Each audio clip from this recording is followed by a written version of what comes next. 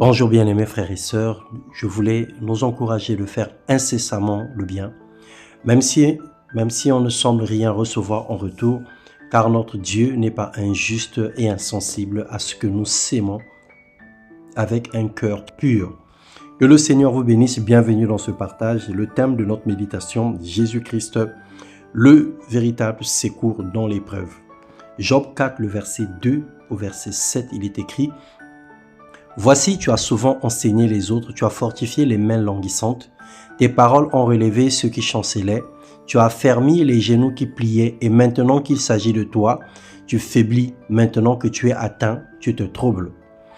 Bien-aimés frères et sœurs, il arrive dans la vie que nous soyons confrontés à des difficultés au point où personne ne vient à notre secours. Personne nous tend une bouée de sauvetage, nous crions, nous cherchons de tous côtés sans succès.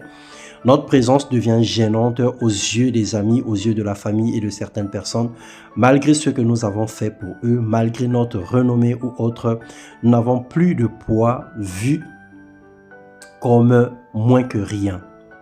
Alors tu te plains, tu te lamentes et accuses Dieu de t'avoir abandonné. Mais rien d'étonnant, car le secours de l'homme n'est que vanité. C'est ainsi que Dieu répond à l'homme sage. Il désire que chacun compte sur lui. Sa grâce ne se manifeste pas à cause de nos bonnes œuvres. Son attention n'est pas sur nos actions positives ou négatives, mais sur la confiance que nous avons en lui. Dans l'épreuve, lui seul est tout pour toi. Il te délaisse, il ne te délaisse, il ne délaisse personne et sa main est toujours prête pour soutenir le faible. Quand tout va mal, il faille que tu examines ta vie. Si tu es juste et que tu te reproches de rien, alors tu as 3 issues de secours comme Job.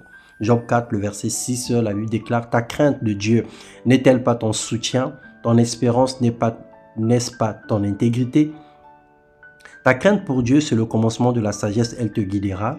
Ton espérance, elle produira la foi et la confiance en Jésus-Christ dans l'épreuve. Ton intégrité, c'est l'armure spirituelle qui empêchera le diable de t'accuser et de te culpabiliser. Le secours de l'homme n'est que vanité. S'appuyer sur sa propre sagesse et son intelligence, c'est se bloquer et échouer lamentablement.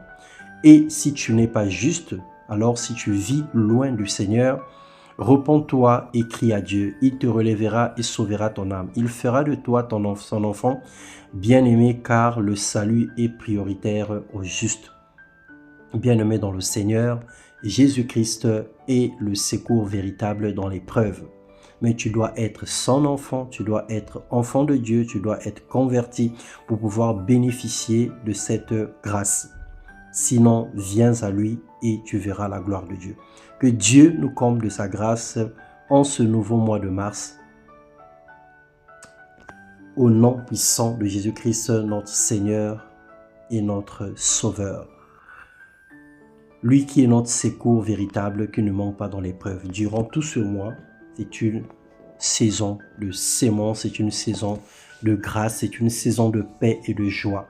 Que la main de l'Éternel soit sur toi tous les jours dans le nom de Jésus-Christ. Amen.